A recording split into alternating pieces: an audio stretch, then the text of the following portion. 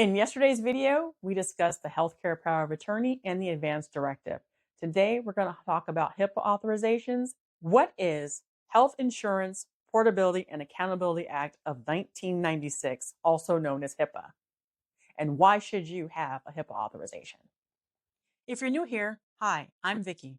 I'm sharing over 4 decades of experience caring for elderly family members so you can learn from the mistakes that they made by not planning for aging. The Health Insurance Portability and Accountability Act of 1996, also known as HIPAA, is a federal law enacted to protect the privacy and security of individuals' medical information. It establishes strict guidelines for healthcare providers and organizations on how they handle and disclose your health information. So why is it important to have a HIPAA authorization? Well, it allows you to control which individuals or entities have permission to access your sensitive health information. For example, they cannot disclose your or your minor children's information to anyone or entity without your prior consent.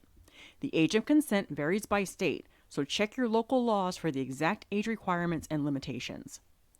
That means your spouse may not have access to your information if you do not sign the release to provide it to them. With your authorization, different healthcare professionals involved in your care can easily share relevant information, ensuring continuity and quality of your treatment. And a HIPAA authorization allows the named individuals to communicate with your healthcare providers regarding your care.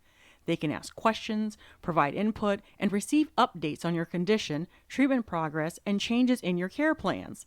And if you have no other documentation to your medical wishes, a HIPAA authorization can also authorize the named individuals to make medical decisions or end-of-life care on your behalf. If you find this information helpful, give it a thumbs up, comment, and subscribe.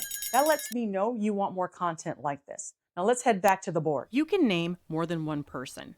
If you want your spouse, children, grandchildren, neighbor, partner, and all 27 of the cousins to have access to your medical information, you can do so. But while this is an option, you should carefully consider who truly needs access to your information and ensure those you name are trustworthy, reliable individuals who will respect your privacy and confidentiality.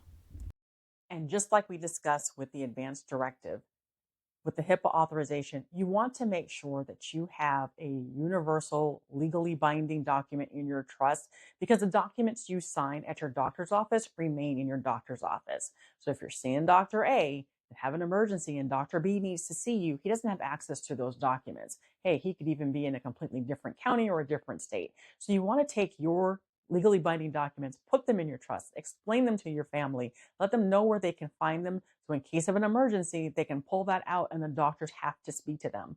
Without this HIPAA authorization, they don't have to give them any information about you.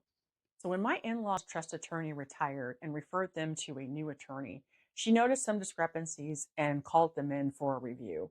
And at that time, she also recommended the universal healthcare powers of attorney, advance directives, and HIPAA authorization. When my father-in-law became incapacitated and my mother-in-law could no longer speak for herself, those documents gave my husband the legal ability to step in and speak for them, to manage their care, to change their doctors and find doctors who would work better with us to help them get the treatment that they needed.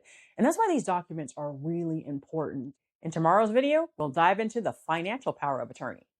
You can find all the videos in this series in this Estate Planning 101 playlist.